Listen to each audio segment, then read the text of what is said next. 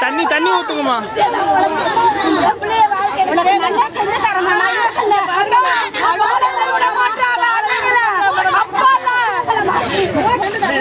அவங்க அவங்க யூனிஃபார்ம் பண்ணாம ஊத்துறா சத்து.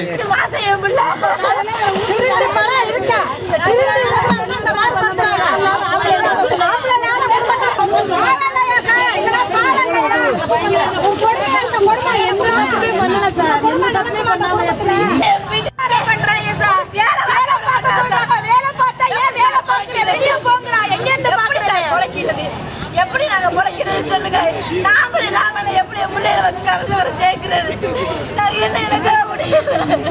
எங்க அம்மா இங்கே ஊற்றி ஆஸ்பத்திரி காரக்குடி ஆஸ்பத்திரியில் கிடக்குறேன்.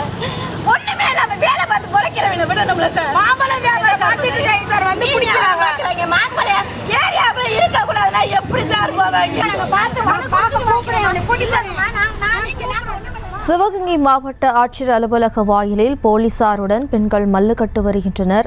அதனால் தற்போது அங்கு பரபரப்பான சூழலானது நிலவி வருகிறது. கூடுதல் விவரங்களோடு நமது செய்தியாளர் சந்திரமோகன் இணைகிறார். வணக்கம் சந்திரமோகன், கள நிலவரம்.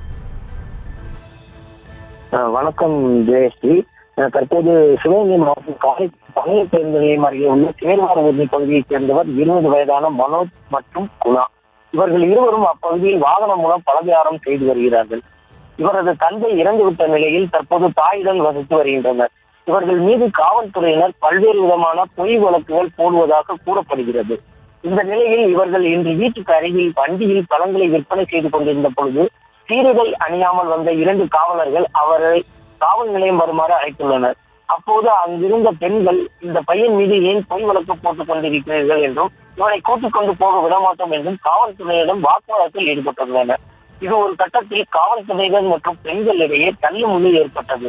இந்த நேரத்தில் அந்த இளைஞரின் பாட்டி அழகம்மை அங்கிருந்த மண்ணெண்ணெயை தனது உடல் முழுவதும் ஊற்றிக்கொண்டு தற்கொலைக்க முயன்றார். அங்கிருந்தவர்கள் அவரை தடுத்து 108 ஆம்புலன்ஸ் மூலம் காரைக்குடி அரசு மருத்துவமனைக்கு அழைத்து வைத்தனர். தற்போது அவர் அவசர சிகிச்சை பிரிவில் அனுமதிக்கப்பட்டு சிகிச்சை பெற்று வருகிறார். காவல்துறைக்கும் பெண்களுக்கும் இடையே ஏற்பட்ட தள்ளுமுள்ளு இப்பகுதியில் பெரும் பரபரப்பை ஏற்படுத்தியது. தற்போது மனோஜ் மற்றும் குணாவின் அம்மா மற்றும் சகோதரி மகாலட்சுமி இருவரும் சிவகங்கை மாவட்ட ஆட்சியர் அலுவலகம் முன்பு பொய் வழக்கு போடுவதாக கூறி மண்ணெண்ணெயை ஊட்டி தற்கொலைக்கு முயற்சியில் ஈடுபட்டுள்ளனர். அங்கிருந்த பெண் காவலர் மற்றும் பத்திரிகையாளர்கள் அவரது கையில் இருந்த மண்ணெண்ணெய் கேனை பறிமுதல் செய்து தடுக்க முற்பட்டனர். பொய் வழக்கு போடுவதாக காரைக்குடியில் பல வியாபாரி பாட்டியும் மாவட்ட ஆட்சியர் அலுவலகம் முன்பு தாயும் சகோதரியும் மண்ணெண்ணெயை ஊற்றி தற்கொலை முயற்சியில் ஈடுபட்டது மாவட்ட ஆட்சியர் அலுவலகத்தில் பரபரப்பு ஏற்பட்டுள்ளது.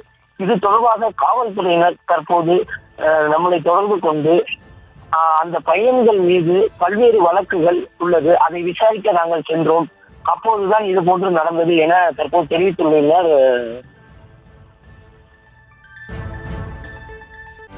செய்திகளை உடனுக்குடனும் துல்லியமாகவும் தெரிந்து கொள்ள சப்ஸ்கிரைப் பண்ணுங்க.